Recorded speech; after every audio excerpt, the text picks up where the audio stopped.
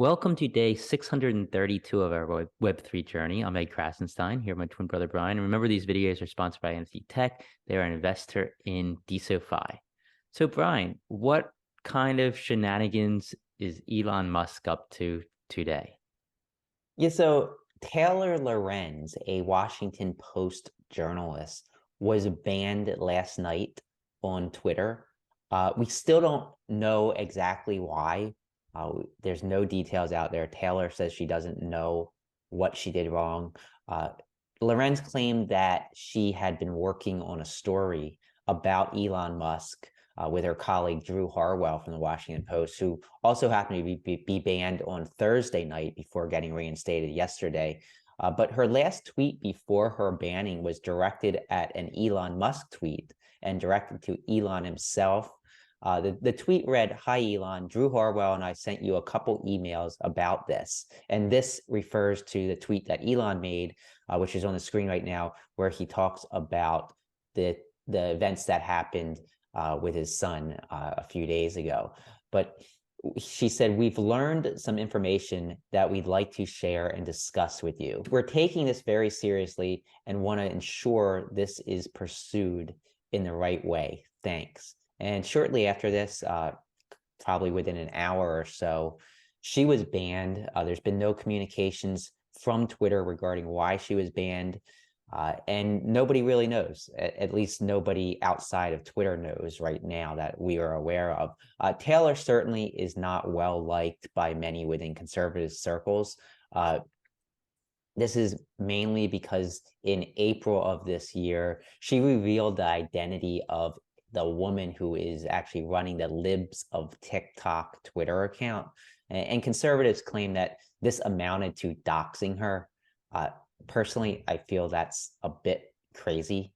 I mean, reporters' jobs are to report in the news and report in the facts. The Libs of TikTok account was very controversial. They were posting information that was actually causing other people to be put in harm's way. So I think just like letting people know who was running an account, I think that's what the media, what the press has been doing for centuries. They seek out information and post it. I wouldn't say releasing somebody's name that's behind a Twitter account amounts to doxing. No, I I, don't. I mean, that's journalists' jobs to kind of investigate this kind of manner and put it out there if they discover something. So I don't think that's doxing. When people are anonymous, if somebody discovers who they are, that's their right. And if they want to put that out there publicly, that's their right as well. Yeah, I Unless you're in the agree. witness protection program or something, then I guess I could argue against that. Yeah. Anyway, I think it's going to be interesting to see what Harwell and Lorenz are working on, and if that's actually why they were both banned. Lorenz is still banned. Harwell is not any longer. Or maybe there's something else that we don't know. Maybe Lorenz did something that is actually against Twitter's terms of service, and we're just unaware of it. And maybe she just isn't saying it, or she is unaware of it as well. But I'd argue though that banning journalists, banning the free press is a bit more anti-free speech. At least the phrase free speech that's been being thrown around recently, it's a little bit more anti-free speech than I think removing misinformation from random people on Twitter. Neither, though, is a violation of the First Amendment. This is a private company. They can do as they wish, just as Dorsey's Twitter could do as they wished. And none of it is illegal as far as we know, based on the evidence we have right now. Ultimately, I think this will likely have a Streisand effect. And if people don't know what that means, it's basically when you try and block information to prevent people from seeing it, it actually causes even more people than would have seen it in the first place to find it, because now they're wondering, why is this blocked? I got to see it. So I think that Elon's actions of banning Lorenz, if she is working on some killer bombshell story, I think could actually have the opposite impact than he intends it, if that's the case. Yeah, I mean, if she does release a story, people are definitely going to want to see what it says, whether they're pro Elon, anti Elon, or neutral. I think, it's Right. just going to lead them to that article. But yeah, like you said, I I think I think we need a better mechanism for people to know why they're banned, why their posts are censored. And if Elon's really about transparency, I think maybe Twitter should have a board when somebody's banned, it posts the reason why they were banned and directs the post that they were banned for. I think that's what true transparency will be about. I don't agree with the whole thing with journalists being banned. The Elon Jet account, I feel if I was in Elon's spot, I would have been really pissed about that. I probably would have taken action as well and banned that account after what happened with his son. But I don't think the journalists who covered the story and their story are linked off to Elon Jet should have been banned. I think maybe if anything, Twitter could have removed their tweets and then issued them a warning. I think that would have been the best case scenario. I don't think too many people would have had issue with that. But I think Elon acted with emotion and he acted with personal bias, just like Jack Dorsey and former Twitter employees acted with their personal bias when they were taking action. So I don't think we're in a better spot yet. Hopefully Elon comes up with better solutions. Yeah, and I think he has the potential to solve some problems. I just think he needs to take the emotion out of it, take the personal issues out of it, and just move forward with the technology and keep building Twitter and building the algorithms that run Twitter. And I think he started talking a little bit about that yesterday. Yeah, so Elon actually put out a series of tweets and tweet replies yesterday and early this morning. And he basically said there's going to be multiple algorithms, including no algorithm. It's just you're going to have the ability to just see tweets from those you follow in chronological order. So as they come in, you're going to be able to see tweets you follow. Might be bad for people who follow a ton of people. I know I do on Twitter. Back in the day, 3.5 years ago, I used to follow everyone who followed me. So might be some issues for me there, but I like this. I like the ability to be able to maybe see the algorithm, see how each algorithm works. He also cleared up Twitter Blue's mute/block as downvote feature that he talked about, and we talked about yesterday on our show. So basically, yesterday we talked about how he said when you mute or block somebody, that's going to act as a downvote on their profile, and they won't show up as high in the feeds.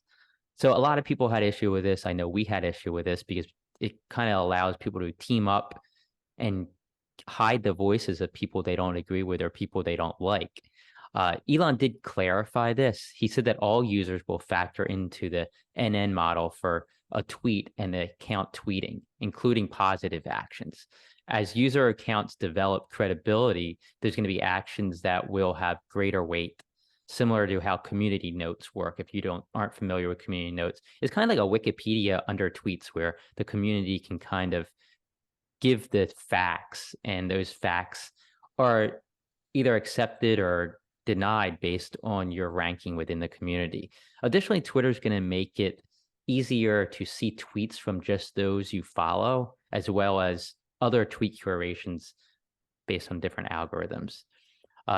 He also said if a group of accounts engages in brigading, the entire group of those accounts will have a credibility score of 0. So their actions, downvotes, etc., likes, won't be effective in the algorithms.